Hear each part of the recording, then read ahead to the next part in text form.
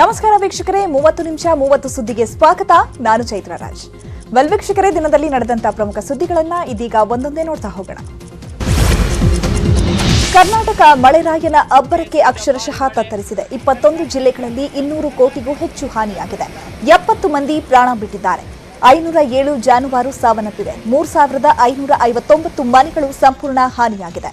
1,29,000 hectare ಕೃಷಿ ಭೂಮಿಯಲ್ಲಿ ಬೆಳೆದಿದ್ದ ಬೆಳೆ ನಾಶವಾಗಿದೆ. ರಾಮನಗರ ಜಿಲ್ಲೆಯಲ್ಲಿ ಧಾರಾಕಾರ ಮಳೆಯಾಗಿದ್ದು ದನದ ಕೊಟ್ಟಿಗೆಯ ಗೋಡೆ ಕುಸಿದು 2 ಮಕ್ಕಳು ಸಾವನ್ನಪ್ಪಿದ್ದಾರೆ. ಸೋಲೂರು ಗ್ರಾಮದ ಗಂಗರಂಗಮ್ಮ ಅನ್ನೋರಿಗೆ ಸೇರಿದ ಕೊಟ್ಟಿಗೆ ಪಕ್ಕದ ಶೆಡ್ನಲ್ಲಿ ನೇಪಾಳ ಮೂಲದ 4 ವರ್ಷದ ಪರ್ವೀನ್ ಹಾಗೂ 3 ವರ್ಷದ ಇಶಿಕಾ ಮಲಗಿದ್ರು. ಗೋಡೆ ಕುಸಿದ ರಭಸಕ್ಕೆ ಮಕ್ಕಳು ಸ್ಥಳದಲ್ಲೇ ಮೃತಪಟ್ಟಿದ್ದಾರೆ. ಇವರು ಡಾರ್ಪರ್ ಅಂತ ಹೇಳಿ ಒಂದು ಉತ್ತಮ ತಳಿಯ ಕುರಿ ಸಾಕಣೆ ಮಾಡಿ ವರ್ಷಕ್ಕೆ 40-50 ಲಕ್ಷ ಸಂಪಾದನೆ ಮಾಡ್ತಾರೆ. ನೀವು ಮಾಡಬೇಕಾ? ಅವರಿಂದ ಕಲಿಬೇಕಾ? ಫ್ರೀಡಮ್ ಆಪ್ ಅನ್ನ ಈಗಲೇ ಡೌನ್ಲೋಡ್ ಮಾಡಿ. ಮಹಾಮಳೆ ರಾಜ್ಯದಲ್ಲಿ ದೊಡ್ಡ ಅನಾಹುತ ಸೃಷ್ಟಿಸ್ತಾ ಇದೆ. ಇವತ್ತು ರಾಮನಗರದಲ್ಲಿ 2 ಮಕ್ಕಳು ಸಾವನ್ನಪ್ಪಿದ್ರು. ಅತ್ತ ಮಂಗಳೂರಿನಲ್ಲಿ ಭಾರಿ ಮಳೆಗೆ ನೋಡ್ತಾ ಇದ್ದಂತೆ ಕಟ್ಟಡವೊಂದು ಧರಾಶಾಹಿಯಾಗಿದೆ. ಕರ್ನಾಟಕ ಕೇರಳ ಗಡಿ ಭಾಗದ ಸುಂಕದ ಕಟ್ಟೆಯಲ್ಲಿ ಈ ಘಟನೆ ನಡೆದಿದೆ. ಇದೇ ಕಟ್ಟಡದಲ್ಲಿ ವರ್ಕಾಡಿ ಪಂಚಾಯತ್ ಹಾಗೂ ಸ್ಥಳೀಯ ಬಿಜೆಪಿ ಕಚೇರಿಯೂ ಇತ್ತು. ಸದ್ಯ ಕಟ್ಟಡ ಬೀಳುವ ದೃಶ್ಯ ಸಖತ್ ವೈರಲ್ ಆಗ್ತಾ ಇದೆ.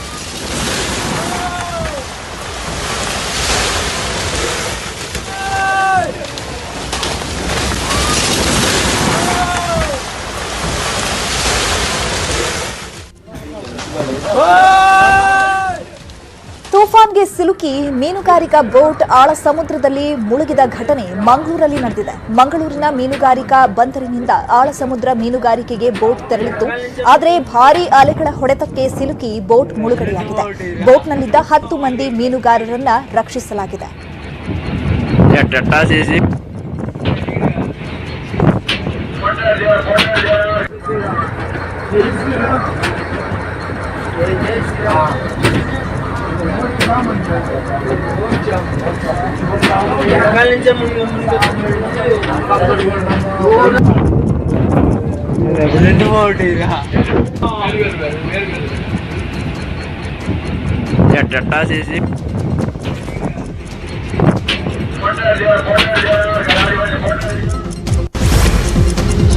ಯಾದಗಿರಿ ಜಿಲ್ಲೆಯ ಮುಷ್ಟೂರು ಗ್ರಾಮಕ್ಕೆ ಮಳೆರಾಯ ದೊಡ್ಡ ಬರೆ ಎಳೆದಿದ್ದಾನೆ. ಭಾರೀ ವರ್ಷಧಾರೆಗೆ ಮುಷ್ಟೂರು ಗ್ರಾಮದಲ್ಲಿ 8 ಮನೆಗಳು ಕುಸಿದಿವೆ.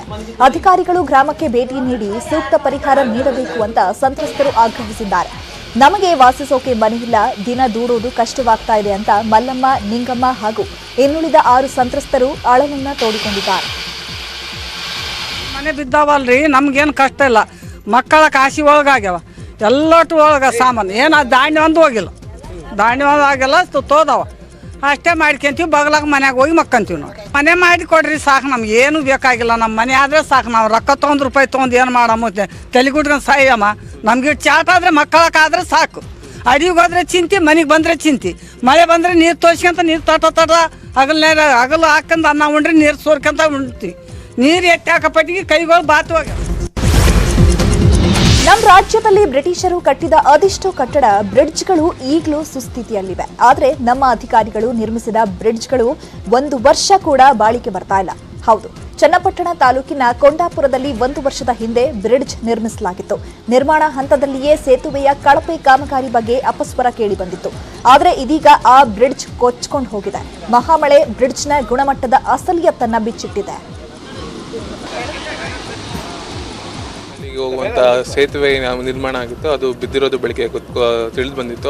ಅದಕ್ಕೋಸ್ಕರ ಅಂತ ಸ್ಪಾಟ್ ವಿಸಿಟ್ ಬಂದಿದ್ವಿ. ಅದೇ ಇದೊಂದು 1 ವರ್ಷದಿಂದ ಮಾಡಿರುವಂಥ ಕಾಮಗಾರಿ ಅಂತ ತಿಳಿದು ಬಂದಿದೆ. ಇನ್ನೂ ಯಾರು ಮಾಡಿದ್ದು ಅದು ತಿಳಿದು ಬಂದಿಲ್ಲ.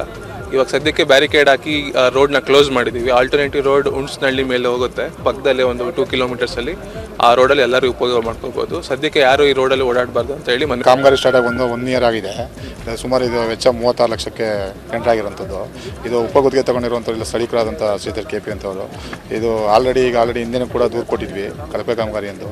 ಈಗ ಆಲ್ರೆಡಿ ಕಾಮಗಾರಿ ಮಾಡಿ ಈಗ ಆಲ್ರೆಡಿ ಕಳಪೆ ಕಾಮಗಾರಿ ಕೂಡಿದ್ದು ಇದು ದುರಸ್ತಿ ಕಾರಣವಾಗಿದೆ.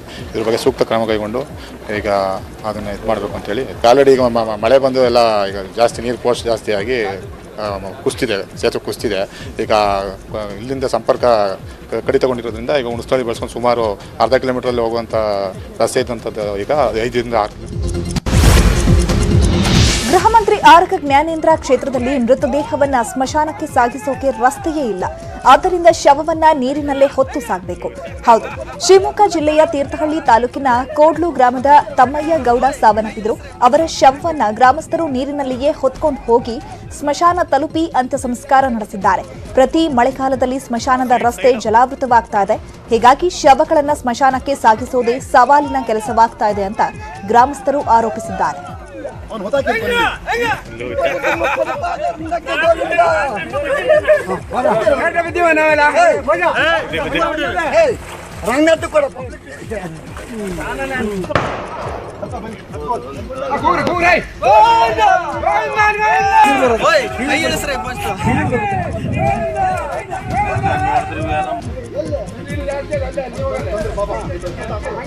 ಸೈಡ್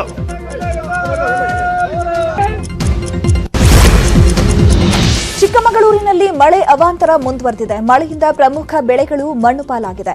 ಭಾರೀ ಮಳೆ, ಶೀತದ ವಾತಾವರಣದಿಂದ ಕಾಫಿ ಬೀಜಗಳು ಉದುರುತ್ತಾ ಇದೆ. ಮಣ್ಣು ಪಾಲಾಗುತ್ತಿರೋ ಬೆಳೆಗೆ ಸೂಕ್ತ ಪರಿಹಾರ ನೀಡುವಂತೆ ಕೊಪ್ಪ, ಶೃಂಗೇರಿ, ಮೂಡಿಗೆರೆಯ ಕಾಫಿ ಬೆಳೆಗಾರರು ಆಕ್ರೋಶವನ್ನು ವ್ಯಕ್ತಪಡಿಸಿದ್ದಾರೆ.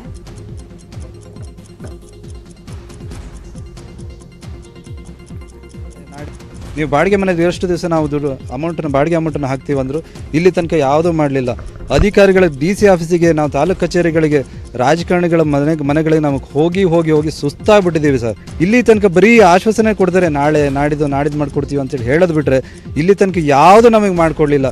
ತುಂಬ ಬೇಜಾರು ಅಂಥ ಹಂತಕ್ಕೆ ಬಂದಾಗಿದೆ. ನಮಗೆ ಮನೇಲಿ ಬದುಕೋದಕ್ಕೆ ನಮ್ಗೆ ಏನು ಇದೇ ಇಲ್ಲ, ಆಧಾರನೇ ಇಲ್ಲ, ಆ ಥರ ಪರಿಸ್ಥಿತಿ ನಾವು ಬಂದಾಗಿದೆ. ಒಂದು ಸ್ವಲ್ಪ ದಿವಸ ನಾವು ನೋಡ್ತೀವಿ, ಮಾಡಿಕೊಡ್ಲಿಲ್ಲ, ನಮಗೇನು ಅನುಕೂಲ ಮಾಡಿಕೊಡ್ಲಿಲ್ಲ ಅಂದರೆ ನಾವು ಸಾಮೂಹಿಕವಾಗಿ ತಾಲೂಕು ಕಚೇರಿ ಎದುರುಗಡೆನೆ ನಾವು ವಿಷ ಸೇವಿಸಿ ಆತ್ಮಹತ್ಯೆ ಮಾಡ್ಕೊಳ್ಳೋದಂತೂ ಸತ್ಯವಾದ ವಿಷಯ. ಚಿಕ್ಕಮಗಳೂರಿನ ಕೌನಲ ಎಂಬಲ್ಲಿ ಭಾರಿ ಮಳೆಗೆ ರೋಡ್ ಬಿರುಕು ಬಿಟ್ಟಿದೆ. ಈ ರಸ್ತೆ ಕಾಮಗಾರಿ ತಿಂಗಳ ಹಿಂದಷ್ಟೇ ಪೂರ್ಣಗೊಂಡಿತ್ತು. ಆದರೆ ಭಾರಿ ಮಳೆಯಿಂದ ಸಿಮೆಂಟ್ ರಸ್ತೆ ಬಿರುಕು ಬಿಟ್ಟಿದೆ. ಆದ್ದರಿಂದ ಗ್ರಾಮಸ್ಥರು ಕಾಲ್ನಡಿಗೆಯಲ್ಲೇ ತೆರಳುತ್ತಿದ್ದಾರೆ.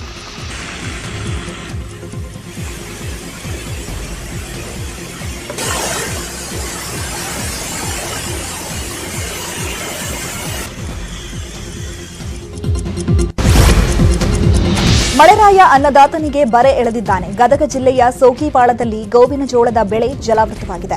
ಎಕರೆಗೆ 15 ರಿಂದ 20 ಸಾವಿರ ಖರ್ಚು ಮಾಡಿ ಬೆಳೆದಿದ್ದ ಗೋವಿನ ಜೋಳದ ಬೆಳೆ ಹಾನಿಯಾಗಿದ್ದು ಕಂಡು ಅದನ್ನ ರೈತರು ಕಂಗಾಲಾಗಿದ್ದಾರೆ. ಹಾನಿಯಾದ ಬೆಳೆಯನ್ನ ಕಂಡು ರೈತರು ಗೋಳಾಡ್ತಿದ್ದಾರೆ. ಸೋಗಿಪಾಳ ಗ್ರಾಮದಲ್ಲಿ ಗೋವಿನ ಜೋಳ ಮಾತ್ರವಲ್ಲ, ಹೆಸರು ಮತ್ತು ಶೇಂಗಾ ಬೆಳೆಗಳು ಹಾನಿಯಾಗಿದೆ. ಆದರೂ ಕೃಷಿ ಹಾಗೂ ಕಂದಾಯ ಇಲಾಖೆ ಅಧಿಕಾರಿಗಳು ಬಾರದಿದ್ದಕ್ಕೆ ರೈತರು ಆಕ್ರೋಶವನ್ನು ವ್ಯಕ್ತಪಡಿಸಿದ್ದಾರೆ.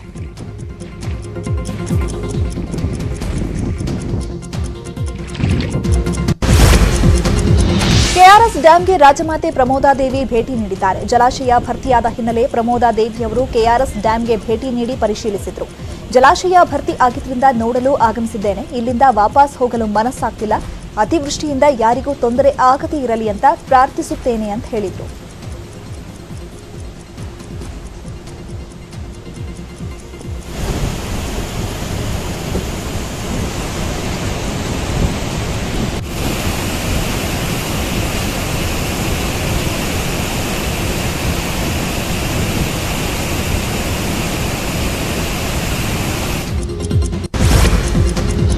ಕೊಡಗು ಜಿಲ್ಲೆಯಲ್ಲಿ ಮಳೆ ಎಡಬಿಡದೆ ಸುರಿತಾ ಇದೆ. ಆದ್ದರಿಂದ ಹಾರಂಗಿ ಜಲಾಶಯಕ್ಕೆ ಒಳಹರಿವು ಹೆಚ್ಚಾಗಿದ್ದು ಜಲಾಶಯದಿಂದ 20,000 ಕ್ಯೂಸೆಕ್ ನೀರು ನದಿಗೆ ಬಿಡಲಾಗಿದೆ.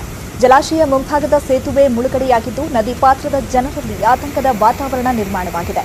ಇನ್ನು ಭೋರ್ಗರೆದು ಧುಮ್ಮಿಕ್ಕುತ್ತಿರುವ ಹಾರಂಗಿ ಜಲಾಶಯದ ದೃಶ್ಯ ಸಖತ್ ವೈರಲ್ ಆಗ್ತಾ ಇದೆ.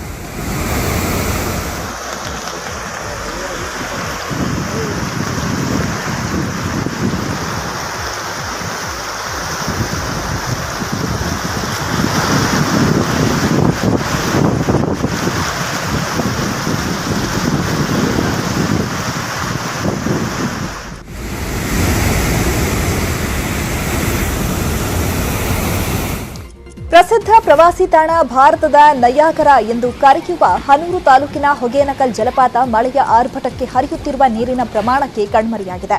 ಜಲಪಾತದ ಮೇಲೆ ನೀರು ಹರಿಯುತ್ತಿರೋದ್ರಿಂದ ಜಲಪಾತವೇ ಮುಳುಗಡೆಯಾಗಿದೆ. ಕಾವೇರಿ ಜಲಾನಯನ ಪ್ರದೇಶದಲ್ಲಿ ಕಳೆದ 3 ದಿನಗಳಿಂದ ಭಾರಿ ಮಳೆಯಾಗ್ತಾ ಇದೆ. ಕಾವೇರಿ ಹೊರಹರಿವು ಕೂಡ ಹೆಚ್ಚಾಗಿದೆ. ಆದ್ದರಿಂದ ಜಲಪಾತವೇ ಸಂಪೂರ್ಣ ಮುಳುಗಡೆಯಾಗಿದೆ.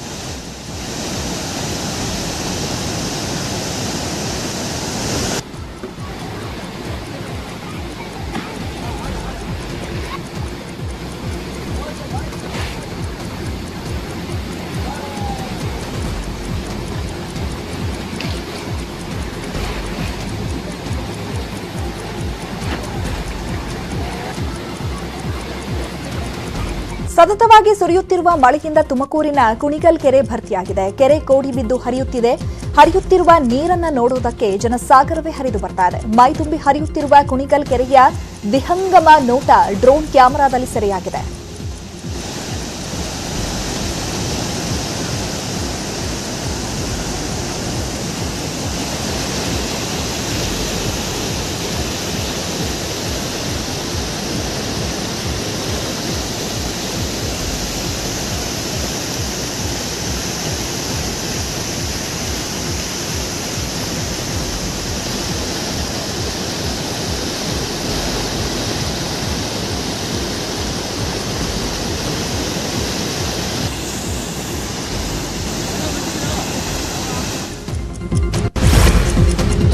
ರಾಜ್ಯಾದ್ಯಂತ ಧಾರಾಕಾರ ಮಳೆಯಾಗುತ್ತಿರುವ ಹಿನ್ನೆಲೆಯಲ್ಲಿ ಇಗ್ಗಲೂರಿನ ಎಚ್ಡಿ ದೇವೇಗೌಡ ಬ್ಯಾರೇಜ್ ಮೈದುಂಬಿ ಹರಿತಾ ಇದೆ. ರಾಮನಗರ ಜಿಲ್ಲೆಯ ಚನ್ನಪಟ್ಟಣದ ತಾಲೂಕಿನಲ್ಲಿರುವ ಇಗ್ಗಲೂರು ಬ್ಯಾರೇಜ್ನಲ್ಲಿ ಒಟ್ಟು 9 ಗೇಟ್ಗಳಿದೆ. 1.95 ಲಕ್ಷ ಕ್ಯೂಸೆಕ್ ನೀರು ಸಾಮರ್ಥ್ಯ ಹೊಂದಿರುವ ಈ ಬ್ಯಾರೇಜ್ನಿಂದ ಇದೀಗ 55,000 ಕ್ಯೂಸೆಕ್ ನೀರು ಹೊರಕ್ಕೆ ಬಿಡಲಾಗಿದೆ. ಪ್ರತಿನಿತ್ಯ ಹೆಚ್ಚಾಗುತ್ತಿರುವ ನೀರಿನ ಪ್ರಮಾಣ ಇದೇ ಮೊದಲ ಬಾರಿಗೆ 9 ಗೇಟ್ಗಳ ಮೂಲಕ ಹೆಚ್ಚುವರಿ ನೀರು ಹೊರಕ್ಕೆ ಬಿಡಲಾಗಿದೆ. ಇನ್ನು ಬ್ಯಾರೇಜ್ ವೀಕ್ಷಿಸಲು ಪ್ರತಿನಿತ್ಯ ಹೆಚ್ಚಿನ ಸಂಖ್ಯೆಯಲ್ಲಿ ಪ್ರವಾಸಿಗರು ಆಗಮಿಸುತ್ತಿದ್ದಾರೆ.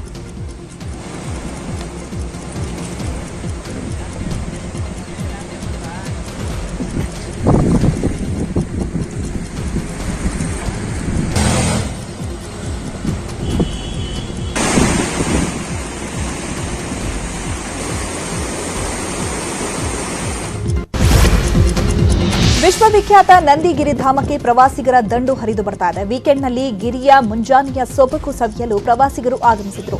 ಮಂಜಿನ ಹನಿಗಳ ಆಹ್ಲಾದಕರ ವಾತಾವರಣದಲ್ಲಿ ಪ್ರವಾಸಿಗರು ಮಿಂದಿದ್ರು.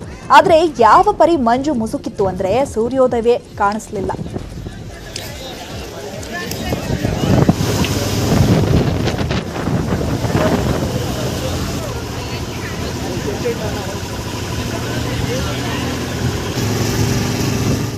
ನಾನಿಲ್ಲಿ ಬಂದಿರೋದು ಫಸ್ಟ್ ಟೈಮು. ನಂಗೆ ಏನೂ ಗೊತ್ತಿರಲಿಲ್ಲ ಹೆಂಗಿತ್ತು ಅಂತ. ಇಲ್ಲಿ ಬಂದಮೇಲೆ ಮೈಂಡ್ ಒಂಥರ ಫ್ರೆಶ್ ಆಗ್ತಾ ಇದೆ, ಫ್ರೆಶ್ನೆಸ್ ಅನಿಸ್ತಾ ಇದೆ. ಎಲ್ಲ ಮೋಡ ತುಂಬ್ಕೊಂಡು ಬಿಟ್ಟಿದೆ, ಏನೂ ಕಾಣಿಸ್ತಾ ಇಲ್ಲ. ಇಲ್ಲಿ ಒಂಥರ ಚೆನ್ನಾಗಿ ಅನಿಸ್ತಾ ಇದೆ. ಮಂತ್ಲಿ ಒನ್ಸು ಒಂದೊಂದು ಕಡೆ ಟ್ರೆಕ್ಕಿಂಗ್ ಹೋಗ್ತಾ ಇದ್ದೀವಿ. ಸೊ ಈ ಸಲ ನಾವಿಲ್ಲಿ ಈ ಸೀಸನಲ್ಲಿ ತುಂಬ ಚೆನ್ನಾಗಿರುತ್ತೆ ಅಂತ ನಾವಿಲ್ಲಿ ಆಯ್ಕೆ ಮಾಡ್ಕೊಂಡಿದ್ದೀವಿ. ಬಟ್ ಇಲ್ಲಿ ತುಂಬ ಚೆನ್ನಾಗಿದೆ. ಇದೊಂದು ಬಡವರ ಊಟಿ ಅಂತ ಹೇಳಿದ್ರೆ ತಪ್ಪಾಗಲಾರ್ದು. ಅಷ್ಟು ಎಂಜಾಯ್ ಮಾಡ್ತೀವಿ. ಇಲ್ಲಿ ಅರ್ಲಿ ಮಾರ್ನಿಂಗ್ 5:30 to 6:30 ಒಳಗಡೆ ಬಂದರೆ ನಮಗೆ ಈ ಫಾಗ್ ಸಿಗುತ್ತೆ. ಕೊಪ್ಪಳ ಜಿಲ್ಲೆಯಲ್ಲಿ ಪರೀಕ್ಷೆ ಬರೆಯಲು ಉದ್ದ ತೋಳಿನ ಅಂಗಿ ಧರಿಸಿ ಬಂದಿದ್ದ ಅಭ್ಯರ್ಥಿಗಳಿಗೆ ಪರೀಕ್ಷಾ ಸಿಬ್ಬಂದಿ ತೋಳು ಕತ್ತರಿಸುವ ಮೂಲಕ ಶಾಕ್ ನೀಡಿದ್ದಾರೆ. ರಾಜ್ಯಾದ್ಯಂತ ಇಂದು ಕೆಪಿಟಿಸಿಎಲ್ ಕಿರಿಯ ಸಹಾಯಕರ ನೇಮಕಾತಿ ಪರೀಕ್ಷೆ ನಡೀತಾ ಇದೆ. ಕೊಪ್ಪಳ ತಾಲೂಕಿನ ಭಾಗ್ಯನಗರದ ನವಚೇತನ ಪಬ್ಲಿಕ್ ಶಾಲೆ ಕೇಂದ್ರದಲ್ಲೂ ಪರೀಕ್ಷೆ ನಡೀತಾ ಇತ್ತು. ಈ ವೇಳೆ ಪರೀಕ್ಷೆಗೆ ಉದ್ದನೆಯ ತೋಳಿನ ಅಂಗಿ ಹಾಕಿ ಬಂದವರನ್ನ ಪರೀಕ್ಷಾ ಕೇಂದ್ರದ ಒಳಗೆ ಬಿಟ್ಟಿಲ್ಲ. ಬೇರೆ ಶರ್ಟ್ ಧರಿಸಿ ಬರುವಂತೆ ಸೂಚಿಸಲಾಗಿದೆ. ದೂರದಿಂದ ಬಂದವರಿಗೆ ಬದಲಿ ಶರ್ಟ್ ಇಲ್ಲದಿದ್ರೆ ತೋಳು ಕತ್ತರಿಸಿಕೊಂಡು ಒಳ ಬರುವಂತೆ ತಿಳಿಸಿದ್ದಾರೆ. ಇಲ್ಲದಿದ್ರೆ ಒಳ ಬಿಡೋದಿಲ್ಲವೆಂದು ನಿಷೇಧ ಹೇರಿದ್ದಾರೆ. ಅನಿವಾರ್ಯವಾಗಿ ಅಭ್ಯರ್ಥಿಗಳ ತೋಳುಗಳನ್ನು ಸಿಬ್ಬಂದಿ ಕತ್ತರಿಸಿ ಒಳಗೆ ಕಳುಹಿಸಿದ್ದಾರೆ.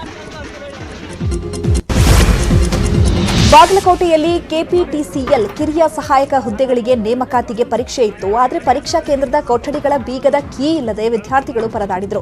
ಕೊನೆಗೆ ಕಲ್ಲಿನಿಂದ ಬೀಗ ಒಡೆದು ವಿದ್ಯಾರ್ಥಿಗಳು ಕೊಠಡಿ ಪ್ರವೇಶಿಸಿರುವ ಘಟನೆ ಜಿಲ್ಲೆಯ ಇಳಕಲ್ನಲ್ಲಿ ನಡೆದಿದೆ. ಸರ್ಕಾರಿ ಬಾಲಕಿಯರ ಪದವಿ ಪೂರ್ವ ಕಾಲೇಜಿಗೆ ಪರೀಕ್ಷೆ ಬರೆಯಲು ನೂರಾರು ವಿದ್ಯಾರ್ಥಿಗಳು ಬಂದಿದ್ರು.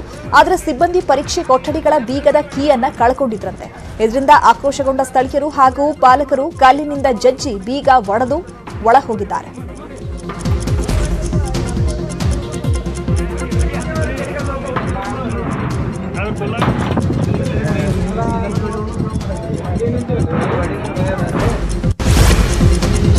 ಹುಬ್ಬಳ್ಳಿ ಹುಬ್ಬಳ್ಳಿಯಲ್ಲಿ ಕುಟುಂಬ ಕಲಹದಿಂದ ಮನನೊಂದು ಆತ್ಮಹತ್ಯೆ ಮಾಡಿಕೊಳ್ಳಲು ಟವರ್ ಏರಿ ಹೈಡ್ರಾಮಾ ಮಾಡಿದ್ದ ವ್ಯಕ್ತಿಯನ್ನ ಹೆಸ್ಕಾಂ ಸಿಬ್ಬಂದಿ ರಕ್ಷಿಸಿದ್ದಾರೆ. ರಾಘವೇಂದ್ರ ಬಳ್ಳಾರಿ ಎಂಬಾತ ಟವರ್ ಹತ್ತಿದ್ದಾನೆ ಅಂತ ಹೆಸ್ಕಾಂ ಕಚೇರಿಗೆ ಕರೆ ಬಂದಿತ್ತು. ಆದರೆ ಯಾವ ಲೈನ್ ಟವರ್ ಮೇಲೆ ಅನ್ನೋದು ಖಾತ್ರಿಯಾಗಿರಲಿಲ್ಲ. ಕೂಡಲೇ ಎಚ್ಚೆತ್ತ ಗ್ರಾಮೀಣ ಉಪವಿಭಾಗದ ಕಾರ್ಯನಿರ್ವಾಹಕ ಅಭಿಯಂತರರು ವಿದ್ಯುತ್ ಪೂರೈಕೆಯನ್ನ ಸ್ಥಗಿತಗೊಳಿಸಿದ್ದಾರೆ. ಇತ್ತ ರಾಘವೇಂದ್ರ ವಿದ್ಯುತ್ ತಂತಿಯನ್ನ ಸ್ಪರ್ಶಿಸ್ತಾ ಇದ್ದಂತೆ ಅತ್ತ ವಿದ್ಯುತ್ ಸಂಪರ್ಕ ಕಡಿತಗೊಂಡಿತ್ತು. ಇದರಿಂದ ರಾಘವೇಂದ್ರನ ಪ್ರಾಣ ಉಳ್ಕೊಂಡಿದೆ.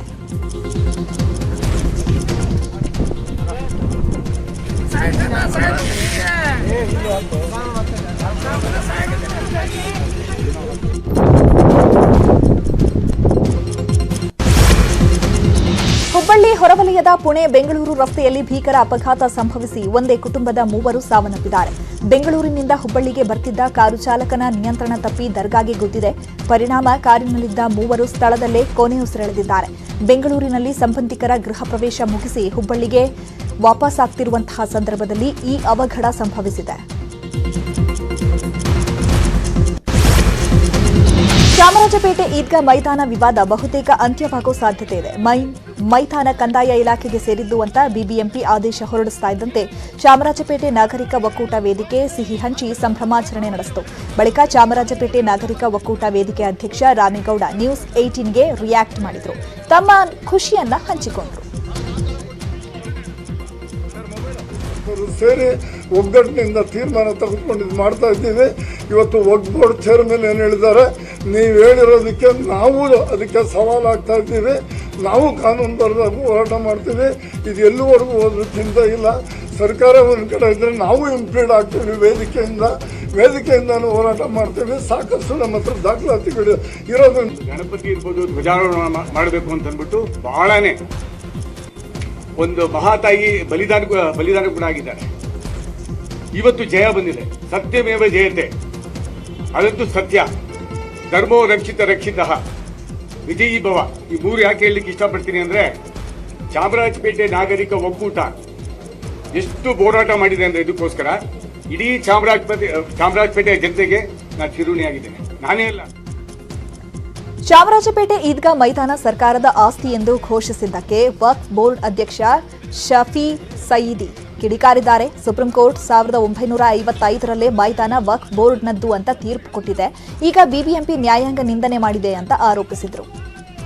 ಯಾಕಂದ್ರೆ ಬಿಬಿಎಂಪಿ ಅವರೇ ಬಿಬಿಎಂಪಿ ಆಟದ ಮೈದಾನ ಅಲ್ಲ ಅಂತ ಒಪ್ಪಿಕೊಂಡಿರುವುದು ನಮ್ಮ ಲೀಗಲ್ ಟೀಮಿನ ದೊಡ್ಡ ಯಶಸ್ವಿ. ಅದು ಅಭಿನಂದನೆಗಳು ನಮ್ಮ ಲೀಗಲ್ ಟೀಮಿಗೆ. ಅದರೊಟ್ಟಿಗೆ ಅವರು ಈಗ ಕಂದಾಯ ಇಲಾಖೆ ಅಂತ ಹೇಳಿದ್ದಾರೆ. ಕಂದಾಯ ಇಲಾಖೆಯವರಂತೂ ಈ ಇನ್ನೊಂದು ಮುಜುಗರಕ್ಕೆ ಅವರು ನಿಲ್ಲಲ್ಲ. ಯಾಕಂದರೆ ಸ್ಪಷ್ಟವಾದ ಸುಪ್ರೀಂ ಕೋರ್ಟ್ನ ಆದೇಶಗಳಿರುವಾಗ ಆ ಆದೇಶದ ವಿರುದ್ಧ ಕಂದಾಯ ಇಲಾಖೆಯೂ ಅಂತ ಒಂದು ಇದಕ್ಕೆ ಸಾಹಸಕ್ಕೆ ಇಳಿಯಲ್ಲ ಅಂತ ನಮ್ಮ ಅನಿಸಿಕೆ. ರಾಜ್ಯದಲ್ಲಿ ಮತ್ತೆ ಧರ್ಮ ದಂಗಲ್ ಶುರುವಾಗಿದೆ. ಗೌರಿ ಗಣೇಶ ಹಬ್ಬಕ್ಕೆ ಜನರು ಹಿಂದೂಗಳ ಬಳಿ ಮಾತ್ರ ಗಣೇಶ ಮೂರ್ತಿ ಖರೀದಿ ಮಾಡಬೇಕು ಅಂತ ಮುತಾಲಿಕ್ ಕರೆ ಕೊಟ್ಟಿದ್ದಾರೆ. ಪೆಂಡಾಲ್ ಕುರ್ಚಿಗಳನ್ನು ಹಿಂದೂಗಳಿಂದಲೇ ಖರೀದಿಸಿ ಮುಸ್ಲಿಮರ ಅಂಗಡಿಗಳ ಕಡೆಗೆ ಹೋಗಲೇಬೇಡಿ ಅಂತ ಶ್ರೀರಾಮ ಸೇನೆ ಮುಖ್ಯಸ್ಥ ಪ್ರಮೋದ್ ಮುತಾಲಿಕ್ ಕರೆ ಕೊಟ್ಟಿದ್ದಾರೆ.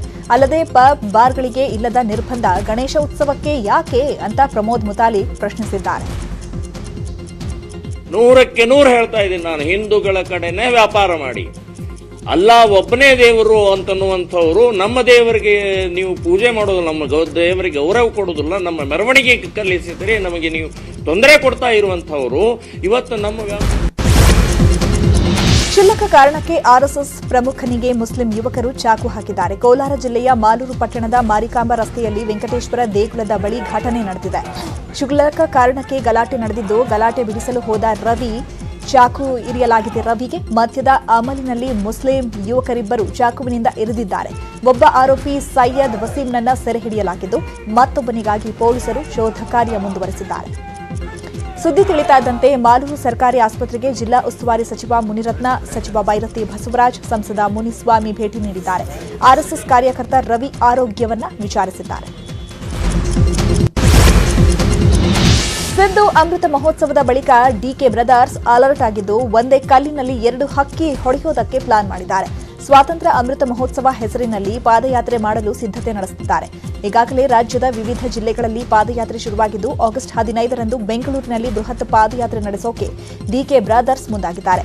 ಬೊಮ್ಮನಹಳ್ಳಿ, ಬೆಂಗಳೂರು ದಕ್ಷಿಣ, ಬಸವನಗುಡಿ, ಪದ್ಮನಾಭನಗರ ಕ್ಷೇತ್ರಗಳಲ್ಲಿ ಡಿಕೆ ಬ್ರದರ್ಸ್ ಸಭೆ ಮಾಡಿದ್ದು, ಪಾದಯಾತ್ರೆಗೆ ಹೆಚ್ಚಿನ ಜನ ಸೇರಿಸುವ ಯೋಜನೆ ಹಾಕಿಕೊಂಡಿದ್ದಾರೆ. ಮನೆ ಮುಂದೆ ರಂಗೋಲಿ ಹಾಕುತ್ತಿದ್ದ ಮಹಿಳೆಯ ಚಿನ್ನದ ಸರ ಕದ್ದು ಪರಾರಿಯಾದ ಘಟನೆ ಹಾಸನ ಜಿಲ್ಲೆಯ ಹೊಳೆ ನರಸೀಪುರದಲ್ಲಿ ನಡೆದಿದೆ. ಬೆಳಗ್ಗೆ 6:30ಕ್ಕೆ ಸರಸ್ವತಿ ಅನ್ನೋರು ರಂಗೋಲಿ ಹಾಕುವಾಗ ಹೆಲ್ಮೆಟ್ ಧರಿಸಿಕೊಂಡು ಬಂದ ಕಳ್ಳ ಸರಸ್ವತಿ ಕುತ್ತಿಗೆಗೆ ಕೈ ಹಾಕಿ ಚಿನ್ನದ ಸರ ಕೀಳಲು ಯತ್ನಿಸಿದ್ದಾನೆ. ಮಹಿಳೆ ತೀವ್ರ ವಿರೋಧ ವ್ಯಕ್ತಪಡಿಸಿದ್ರೂ ಬಿಟ್ಟಿಲ್ಲ. ಮಹಿಳೆ ಕಿರ್ಚಾಟ ಮಾಡ್ತಾ ಇದ್ದಂತೆ ರಂಗೋಲಿಯನ್ನ ಮುಖದ ಮೇಲೆ ಎರಚಿ 40 ಗ್ರಾಂ ಚಿನ್ನದ ಸರವನ್ನ ಕಿತ್ಕೊಂಡು ಬೈಕ್ನಲ್ಲಿ ಎಸ್ಕೇಪ್ ಆಗಿದ್ದಾನೆ. ಕಲಬುರಗಿಯಲ್ಲಿ ಸರ್ಕಾರಿ ಆಸ್ಪತ್ರೆಯ ವೈದ್ಯರೊಬ್ಬರ ಮೇಲೆ ಲೈಂಗಿಕ ದೌರ್ಜನ್ಯ ಆರೋಪ ಕೇಳಿಬಂದಿದೆ. ಆಳಂದ ತಾಲೂಕಿನ ಮಾದನ ಹಿಪ್ಪರಗ ಸರ್ಕಾರಿ ಆಸ್ಪತ್ರೆಯ ಬನ್ನಪ್ಪ ಪಾಟೀಲ್ 32 ವರ್ಷದ ಆಪ್ತ ಸಮಾಲೋಚಕಿ ಮೇಲೆ ಲೈಂಗಿಕ ದೌರ್ಜನ್ಯ ಎಸಗಿದ್ದಾನಂತೆ. ಕಳೆದ ತಿಂಗಳ 29ರಂದು ಆಸ್ಪತ್ರೆಯ ಕೊಠಡಿಯಲ್ಲಿ ಅಟೆಂಡೆನ್ಸ್ ಸಹಿ ಮಾಡೋದಕ್ಕೆ ತೆರಳಿದ್ದಾಗ ದೌರ್ಜನ್ಯ ಎಸಗಲಾಗಿದ್ದಂತೆ. ತಾನು ಕರೆದಾಗ ತನ್ನ ಕೊಠಡಿಗೆ ಬರಬೇಕು, ಅಡ್ಜಸ್ಟ್ ಮಾಡ್ಕೊಳ್ಳಿಲ್ಲ ಅಂದ್ರೆ ಕೆಲಸದಿಂದ ಕಿತ್ ಹಾಕ್ತೀನಿ ಅಂತ ಬೆದರಿಕೆಯನ್ನು ಹಾಕಿದ್ದಾನಂತೆ. ಬನ್ನಪ್ಪನ ಕಾಟದಿಂದ ಬೇಸತ್ತ ಸಂತ್ರಸ್ತೆ ಮಾದನ ಹಿಪ್ಪರಗಿ ಠಾಣೆಗೆ ದೂರು ನೀಡಿದ್ದು ಆರೋಪಿ ವೈದ್ಯ ಎಸ್ಕೇಪ್ ಆಗಿದ್ದಾನೆ. 10 ಅಡಿ ಉದ್ದದ ಬೃಹತ್ ಹೆಬ್ಬಾವು ರಕ್ಷಣೆ ಮಾಡಿದ ಘಟನೆ ರಾಮನಗರ ಜಿಲ್ಲೆಯ ಚನ್ನಪಟ್ಟಣದ ಪಟ್ಲು ಗ್ರಾಮದಲ್ಲಿ ನಡೆದಿದೆ. ಚನ್ನಪಟ್ಟಣದ ಹಲಸಿನ ಮರದೊಡ್ಡಿ ನಿವಾಸಿ ನಾಗೇಶ್ ಸಂತು ಎಂಬಾತ ರಕ್ಷಣೆ ಮಾಡಿದ್ದಾನೆ. ಹೆಬ್ಬಾವನ್ನ ರಕ್ಷಿಸಿರೋ ಸ್ನೇಕ್ ನಾಗೇಶ್ ಸಂತು ಕೆಂಗಲ್ ಅರಣ್ಯ ಪ್ರದೇಶಕ್ಕೆ ಹಾವನ್ನ ಬಿಡಲು ನಿರ್ಧಾರ ಮಾಡಿದ್ದಾರೆ. ಮೀರತ್ನಲ್ಲಿ ಪೊಲೀಸರು ಭರ್ಜರಿ ಕಾರ್ಯಾಚರಣೆ ನಡೆಸಿದ್ದಾರೆ. ಮೊಬೈಲ್ ಕಳ್ಳರನ್ನ ಬಂಧಿಸಿ ಅವರಿಂದ ವಶಕ್ಕೆ ಪಡೆದ 101 ಮೊಬೈಲ್ಗಳನ್ನು ಮಾಲೀಕರಿಗೆ ಹಸ್ತಾಂತರಿಸಲಾಗಿದೆ. ಮೀರತ್ ಪೊಲೀಸರ ಕಾರ್ಯಕ್ಕೆ ಭಾರೀ ಮೆಚ್ಚುಗೆ ವ್ಯಕ್ತವಾಗ್ತಾ ಇದೆ. ಗಾಜಾಪಟ್ಟಿ ಮೇಲೆ ಇಸ್ರೇಲ್ ನಡೆಸಿದ ವೈಮಾನಿಕ ದಾಳಿಯಲ್ಲಿ 6 ಮಕ್ಕಳು ಸೇರಿದಂತೆ 24 ಮಂದಿ ಪ್ರಾಣ ಕಳೆದುಕೊಂಡಿದ್ದಾರೆ. ಉಗ್ರರನ್ನ ಗುರಿಯಾಗಿಸಿಕೊಂಡು ಗಾಜಾ ಮತ್ತು ಪ್ಯಾಲೆಸ್ಟೈನ್ ಮೇಲೆ ಇಸ್ರೇಲ್ ಜೆಟ್ಗಳು ದಾಳಿ ನಡೆಸ್ತಾ ಇವೆ. ದಾಳಿಯಲ್ಲಿ ಗಾಜಾ ಕಮಾಂಡರ್ ತಾಯ್ಸೀರ್ ಅಲ್ ಜಬಾರಿ ಮೃತಪಟ್ಟಿದ್ದಾರೆ. ಕಾಮನ್ವೆಲ್ತ್ ಕ್ರೀಡಾಕೂಟದಲ್ಲಿ ಭಾರತ ಇವತ್ತು ಭರ್ಜರಿ ಆರಂಭ ಪಡೆದುಕೊಂಡಿದೆ. ಹಾಕಿಯಲ್ಲಿ ನ್ಯೂಜಿಲೆಂಡ್ ತಂಡವನ್ನ ಪೆನಾಲ್ಟಿ ಶೂಟೌಟ್ನಲ್ಲಿ ಸೋಲಿಸಿ ಭಾರತದ ಮಹಿಳಾ ತಂಡ ಕಂಚಿನ ಪದಕ ಗೆದ್ದಿದೆ. ಫುಲ್ ಟೈಮ್ ಮುಗಿದಾಗ ಪಂದ್ಯ 1-1ರಲ್ಲಿ ಸಮಬಲ ಸಾಧಿಸಿದ ಕಾರಣ ಪೆನಾಲ್ಟಿ ಶೂಟೌಟ್ ಮೊರೆ ಹೋಗಲಾಯಿತು. ಇನ್ನು ಬಾಕ್ಸಿಂಗ್ನಲ್ಲಿ ನೀತು ಗಂಗಾಸ್ ಬ್ರಿಟನ್ ಆಟಗಾರ್ತಿ ವಿರುದ್ಧ 5-0 ಅಂತರದಿಂದ ಗೆದ್ದು ಚಿನ್ನದ ಪದಕಕ್ಕೆ ಮುತ್ತಿಕ್ಕಿದ್ರು. ಇನ್ನು ಬಾಕ್ಸಿಂಗ್ನಲ್ಲೇ ಅಮಿತ್ ಪಂಘೇಲ್ ಬ್ರಿಟನ್ ಆಟಗಾರನ ವಿರುದ್ಧ ಗೆಲ್ಲುವ ಮೂಲಕ ಚಿನ್ನ ಜಯಿಸಿದ್ರು. ಪಿವಿ ಸಿಂಧು ಫೈನಲ್ ಪ್ರವೇಶಿಸುವ ಮೂಲಕ ಮತ್ತೊಂದು ಪದಕ ಖಚಿತಪಡಿಸಿದ್ರು. ಟ್ರಿಪಲ್ ಜಂಪ್ನಲ್ಲಿ ಎಲ್ಡೋಸ್ ಪಾಲ್ ಚಿನ್ನ ಮತ್ತು ಅಬ್ದುಲ್ಲಾ ಬೆಳ್ಳಿ ಪದಕ ಗೆಲ್ಲುವಲ್ಲಿ ಯಶಸ್ವಿಯಾಗಿದ್ದಾರೆ. ಇದರೊಂದಿಗೆ ಭಾರತ 16 ಚಿನ್ನ, 12 ಬೆಳ್ಳಿ, 19 ಕಂಚು ಸಹಿತ 47 ಪದಕವನ್ನ ಗೆದ್ದಂತಾಗಿದೆ. ಕಾಮನ್ವೆಲ್ತ್ ಕ್ರೀಡಾಕೂಟದಲ್ಲಿ ಕಂಚಿನ ಪದಕ ಗೆದ್ದ ಗುರುರಾಜ್ ಪೂಜಾರಿ ಹುಟ್ಟೂರು ಉಡುಪಿ ಜಿಲ್ಲೆ ಬೈಂದೂರಿಗೆ ಆಗಮಿಸಿದ್ದಾರೆ. 61 ಕೆಜಿ ವೆಯ್ಟ್ ಲಿಫ್ಟಿಂಗ್ ವಿಭಾಗದಲ್ಲಿ ಗುರುರಾಜ್ ಪೂಜಾರಿ ಕಂಚಿನ ಪದಕವನ್ನ ಗೆದ್ದಿದ್ರು. ಗುರುರಾಜ್ಗೆ ಅಜ್ಜರಕಾಡು ಕ್ರೀಡಾಂಗಣದಲ್ಲಿ ಜಿಲ್ಲಾಡಳಿತದಿಂದ ಸನ್ಮಾನ ಮಾಡಲಾಯಿತು.